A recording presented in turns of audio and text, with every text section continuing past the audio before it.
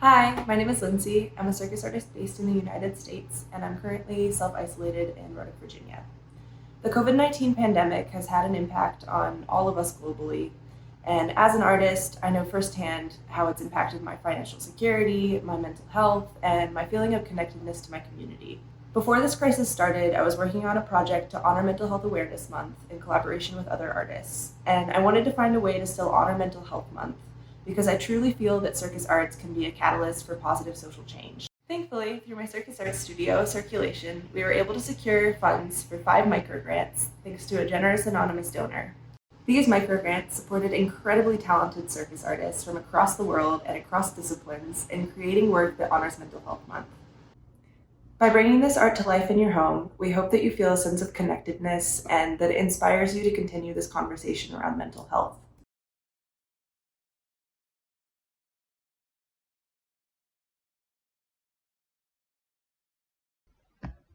Hello, my name is Fiona Salisbury. I'm originally from the UK, but I'm currently isolating in Athens, Greece. My act uses tightwire as a metaphor for dealing with precarious situations and riding waves of uncertainty. It takes a gently optimistic view and aims to find the goodness in my wobbling and failure. It also hopes to disrupt the bond that exists between my self-worth and my productivity and success. Since the beginning of the virus, I have been in Greece and was planning to return to the UK in May to work at various festivals, save for the winter, and undertake some artistic residencies in order to develop my show.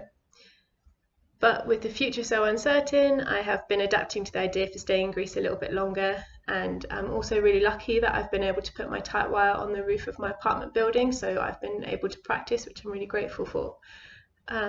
And I've also been thinking about digital avenues for my work and this idea of remote audience participation.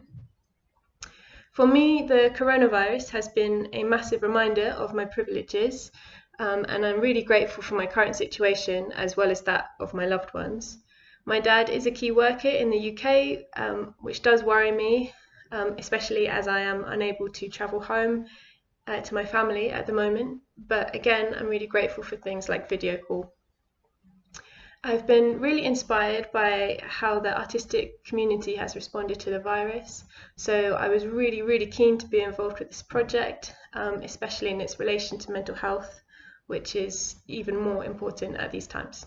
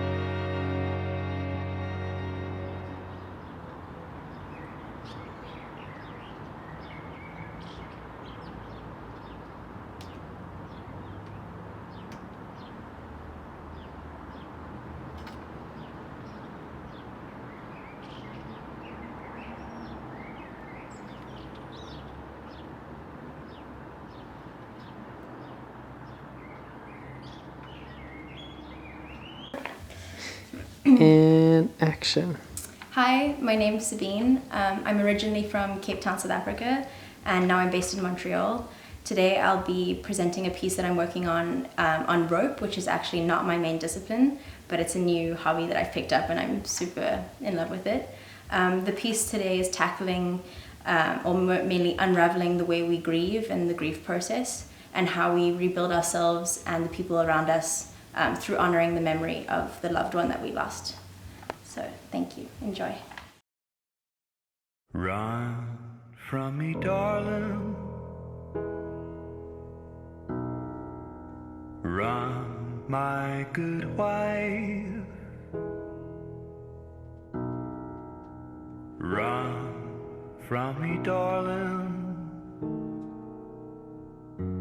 You better run for your life. Run from me, baby. Run, my good wife. Run from me, baby.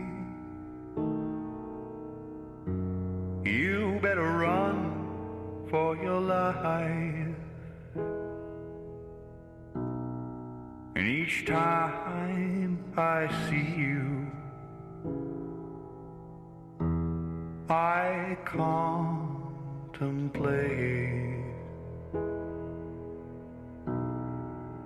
what I love most of all, your swinging gait.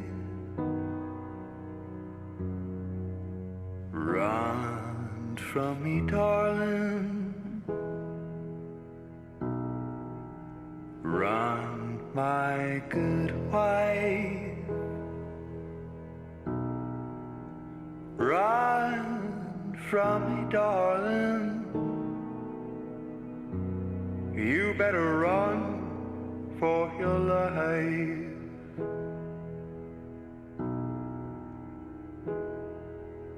Run, run,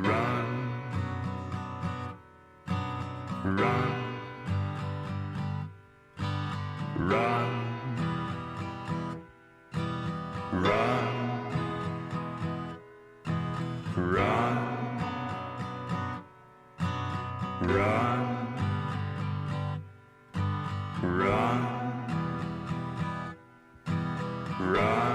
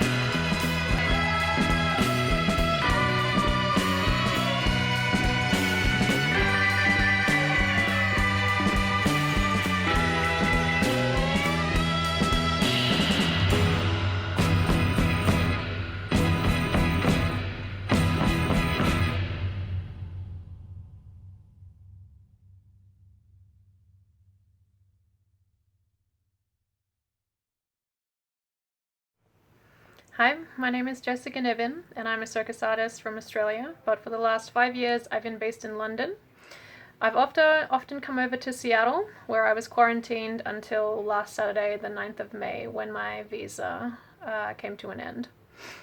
In Seattle, I was quarantined inside an artist community where we had access to training equipment, which was amazing. And as this project came along, I jumped on it, as it was great to have something to really focus our energies towards before my flight back to London. We've been working on solidifying an all-female three-hime, so we based our piece around including that skill. Group acrobatics lends itself naturally towards feeling the weight of things, the physicality of pressure. So within that medium, in our act, we look at how within our support network, we need to be vulnerable and let our friends help us through things, to lift and be lifted. Staying alert and aware of when we need to reach out to others and come in to support them even if they haven't said anything. To know the signs and to be aware of their mental health. I also wanted to portray this feeling that I have in the morning, especially these days amidst the COVID lockdown, and even more so after having had to leave that artist community. The feeling of laying in bed and having this heavy nothingness in front of me. There is no deadline, no anticipation for things ahead to work towards, no adrenaline knowing that I need to rush somewhere. Once I do manage to get up, I do find things to do and ways to make myself feel good and productive, but the uncertainty of the future is a constant cloud over our community.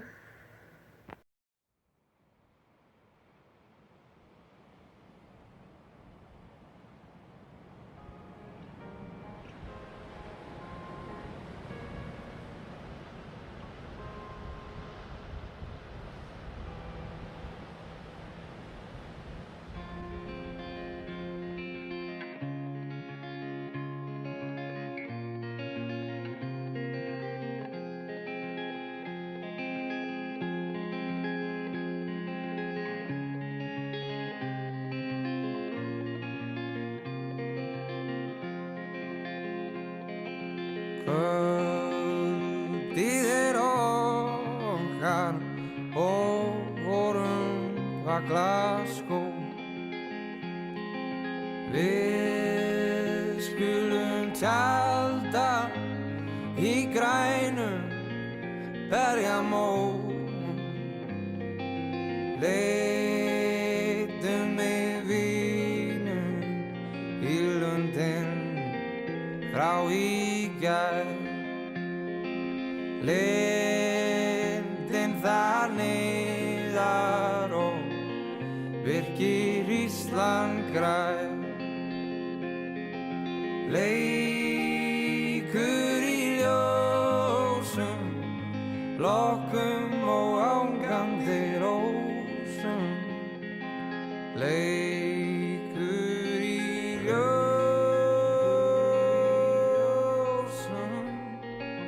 lokkum hinn vakandi blær.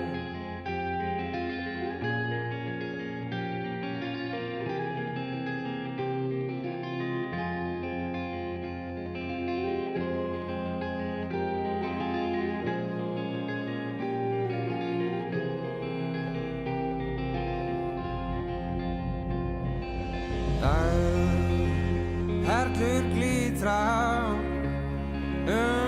dalinn færist ró.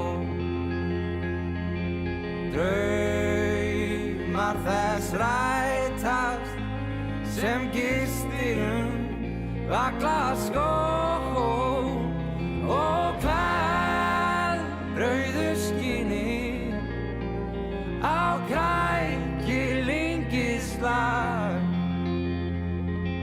Kyrrðin fríðandi, mild og angurvær og leikur í ljósum, lokkum og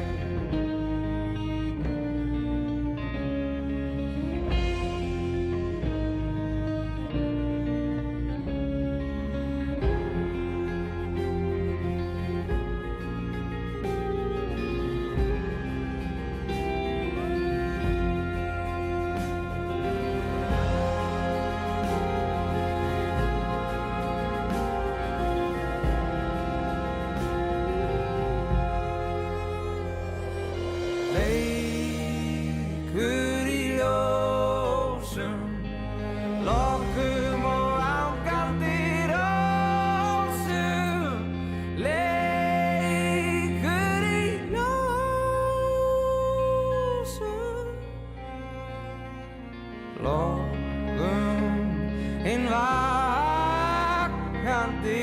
blær. Lågum en vakandi blær.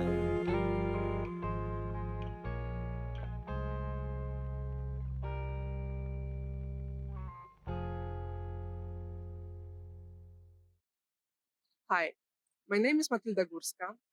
I'm a circus artist from Poland, currently living in Croatia. And my life has been impacted, like many other lives, by this pandemic situation.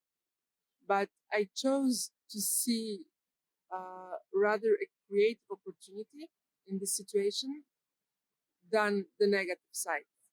I find that every limitation is actually a boost for creativity, and it pushes you to think out of the box.